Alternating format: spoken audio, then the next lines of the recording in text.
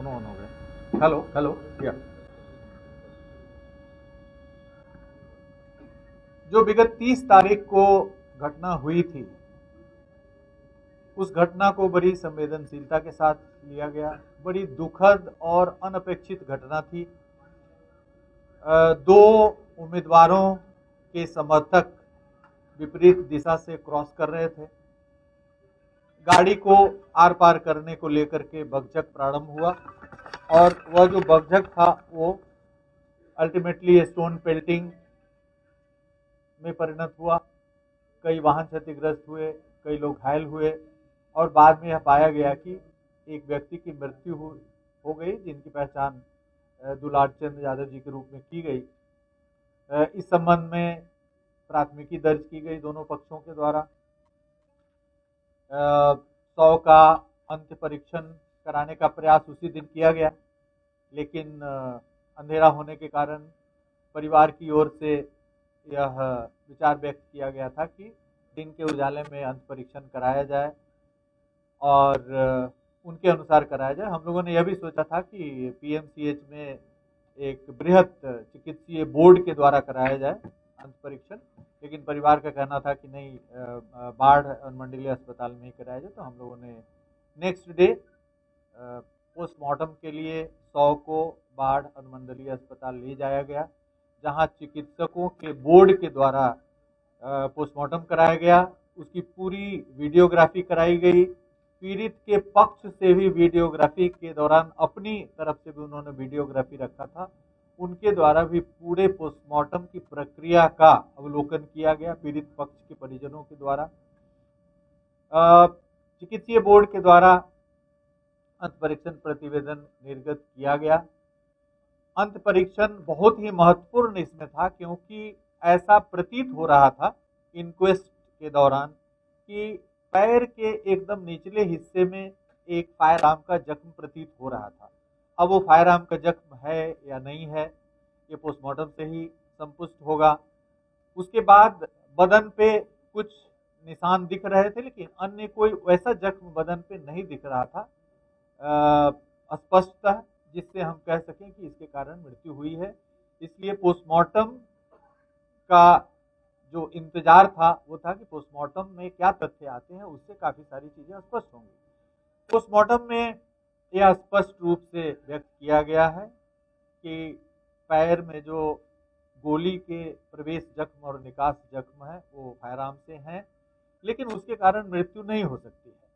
वह जख्म मृत्यु कारित करने के लिए पर्याप्त नहीं है। फिर अन्य जख्मों का अवलोकन पोस्टमार्टम के दौरान किया गया, जिसमें शरीर के ऊपरी भाग में यह बताया गया है कि जो लंग्स और हार्ट का जो एरिया है वहाँ पर कंप्रेशन है और कॉज ऑफ डेथ लिखा गया है कि कार्डियो रेस्पिरेटरी फेलियर। इसका मतलब है कि जो लंग्स और हार्ट है वो कंप्रेस हुआ है। और यह भी लिखा गया है कि यह शरीर के ऊपर से कोई hard and blunt heavy substance के गुजरने से हो सकता है। फिर सीआईडी की टीम, जो अभी डीआईजी सीआईडी जैन जी हमारे सामने बैठे हैं, इनकी अध्यक्षता में सीआईडी की भी एक बड़ी सशक्त टीम, जिसमें ये स्वयं थे, एसपी क्राइम थे, डीवाईएसपी, फॉरेंसिक्स के बहुत सारे एक्सपर्ट्स को तुरंत भेजा गया था उसी दिन। आईजी कमिश्नर की टीम भी गई थी, संयुक्त जांच प्रतिवेदन भी समर्पित की थी, सीनियर एसपी भी गए थे। तो सभी बढ़िया पदाधिकारी वहाँ पर भ्रमण किए, समीक्षा की, अनुसंधान की, और जो पोस्टमार्टम निर्गत हुआ है उससे यह पता चला कि हार्ड एंड ब्लंट सब्सटेंस कोई हेवी इनके ऊपर से क्रॉस किया। अब वहाँ पर जब परिस्थितियों को आप देखेंगे, आकलन करेंगे, जो वीडियोस उपलब्ध हुए हैं हमें, उससे यह संकेत मिल रहा है कि स्टोन पेल्टिंग हो रही है। आमने सामने बकझक हुआ है गाड़ी को आर पार करने के लिए, उसके बाद बकझक में स्टोन पेल्टिंग हो रहा है। मृतक है वो भी दिख रहे हैं उसी आकृति के, उसी वेशभूषा के एक व्यक्ति के द्वारा स्टोन पेल्टिंग किया हुआ दिख रहा है। और गाड़ियां भाग रही हैं वहां से, घटनास्थल से निकलने का प्रयास कर रहे हैं। उस क्रम में शीशे टूटे हैं कई गाड़ियों के, कई व्यक्तियों को भी जख्म हुआ है, 10-12 लोगों को, जिसके इलाज के दौरान जख्म प्रतिवेदन निर्गत किया गया है। तो इन सभी परिस्थितियों को समेकित रूप से देखते हुए, पोस्टमार्टम रिपोर्ट, वीडियो विजुअल्स, ये सब देखते हुए ऐसा प्रतीत हुआ कि प्रथम दृष्टया इस कांड में इनकी हत्या हुई है। अब गोली कौन चलाया, कब चला, जो और वाहन जिस तरह से बड़ी तेजी से वहां से भागने की कोशिश कर रहे हैं और पत्थर जो चला रहे हैं वो भी कभी तेजी से आगे बढ़ रहे हैं, गिरते पड़ते बढ़ रहे हैं, तो इस स्थिति में यह संभव है कि वाहन के द्वारा इन पर वाहन चढ़ा दिया गया है, वाहन चढ़ा है। अब वो इंटेंशनल है या भागने के क्रम में एक्सीडेंटल है, ये सब अनुसंधान का विषय है। भविष्य में अनुसंधान यह बताएगा कि इन पर जिस कारण से इनकी मृत्यु हुई है पोस्टमार्टम में जो स्पष्ट किया गया वह कारण इंटेंशनल है कि जानबूझ करके किसी ने इनके शरीर पे चढ़ाया है।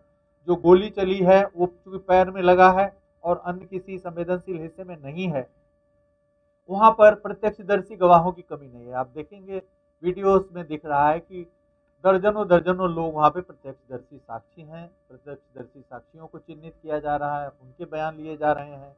फॉरेंसिक की टीम घटना स्थल का पुनर्सृजन कर रही है।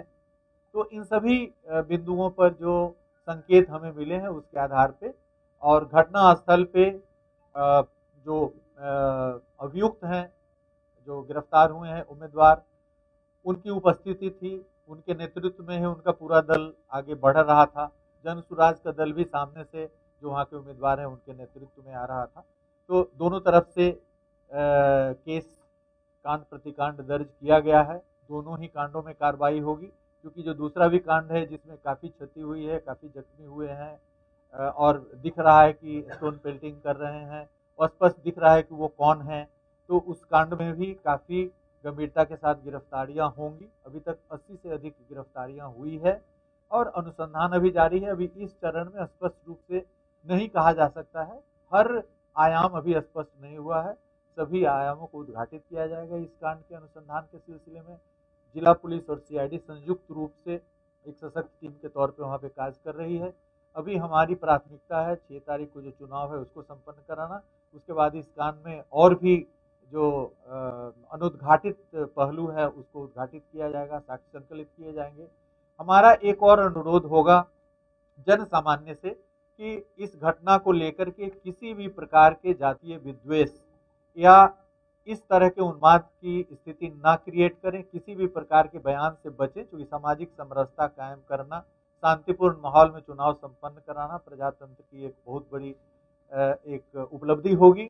और जो भी इसमें वहाँ पर उपस्थित हैं, जो व्यक्ति प्रत्यक्षदर्शी हैं, जिनके मोबाइल में या किसी अन्य डिवाइस में किसी भी प्रकार का साक्ष्य है, वीडियोज है, फोटोग्राफ्स है, उनके लिए हम लोग एक प्रेस विज्ञप्ति जारी करेंगे कि वो सीआईडी के एसपी और डीआईजी के यहाँ आकर के और निर्बाध रूप से अपना साक्ष्य यहाँ पे हम लोगों के समक्ष दें और पूरी साक्ष्य संगत कार्रवाई इस कांड में की जाएगी।